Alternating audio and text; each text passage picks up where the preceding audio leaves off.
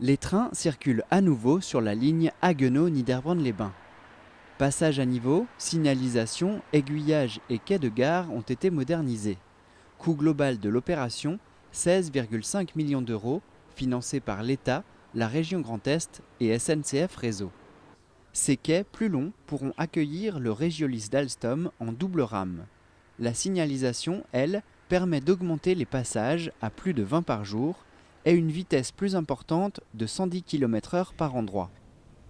Ici, à Merzwiller, la municipalité a profité de l'occasion pour aménager le parking et ses abords, un coût de 463 000 euros.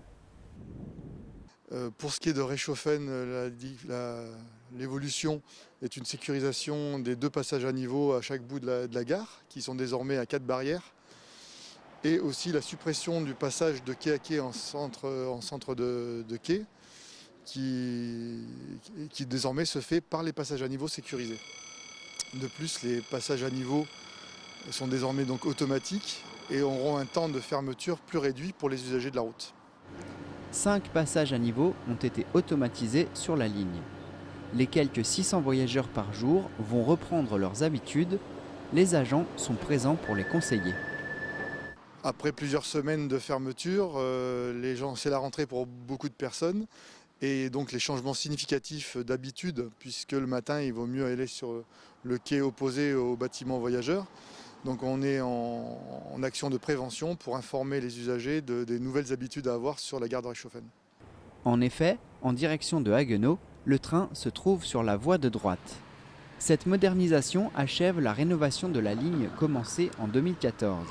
Une ligne qui est un atout important pour désenclaver notre territoire. Notre secteur est ainsi relié au reste des 30 000 km de chemin de fer français.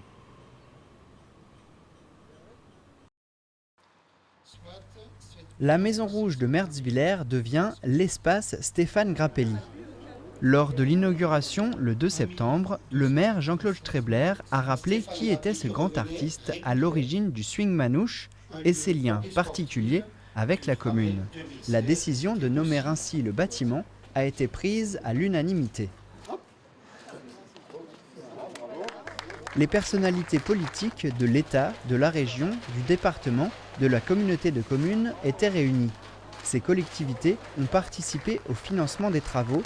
Le coût total, 7 620 000 euros.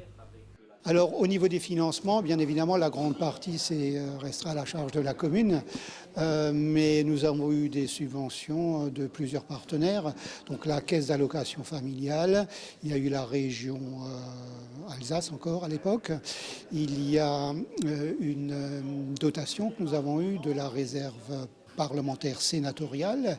L'État nous a apporté son aide, notamment tout ce qui concerne les activités périscolaires.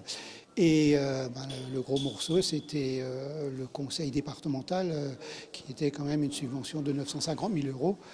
Et au total, nous avons touché 1 250 000 euros de subvention. Les travaux ont débuté il y a plusieurs années.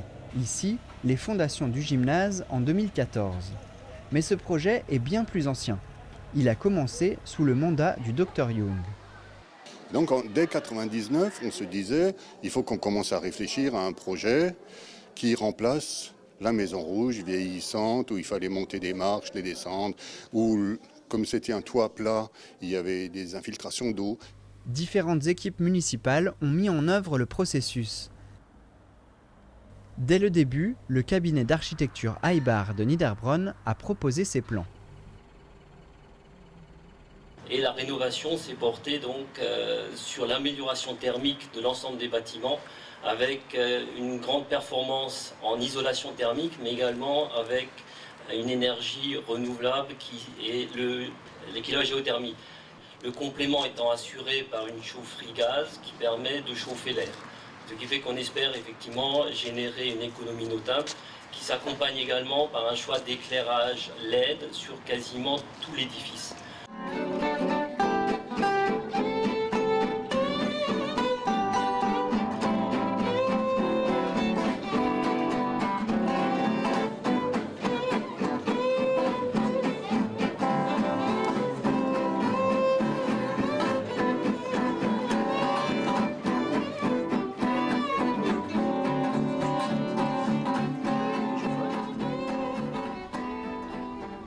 A noter que le service périscolaire de la communauté de communes du pays de Niederbronn-les-Bains occupe une partie de l'établissement. Aujourd'hui, un nouveau gymnase accueille de nouvelles activités. Alors on constate que cette salle a très vite connu, je dirais, un engouement de la part de la population, puisqu'il y a des activités qui s'y sont développées et on a même des clubs extérieurs qui viennent pour faire du sport ici. Je pense notamment à la gymnastique rythmique. Nous avons des activités de fitness qui se sont développées ici. Nous avons des activités, je dirais, de gymnastique adaptée pour les seniors qui marchent vraiment très bien, qui n'existaient pas avant et qui peuvent se réaliser grâce à cet espace. L'acoustique travaillée, la cuisine, les différentes salles achèvent cet outil fonctionnel qu'est l'espace Stéphane Grappelli. Il commence seulement à accueillir de grands événements et crée des liens entre les usagers. Équipé de plaques à l'effigie du rallye et d'un roadbook, le galop des cuirassiers s'élance pour la 2e édition. Je vous souhaite une bonne route et puis on se rejoint pour l'apéro tout à l'heure. 70 alpines et voitures anciennes parcourent le secteur à la découverte de l'Alsace.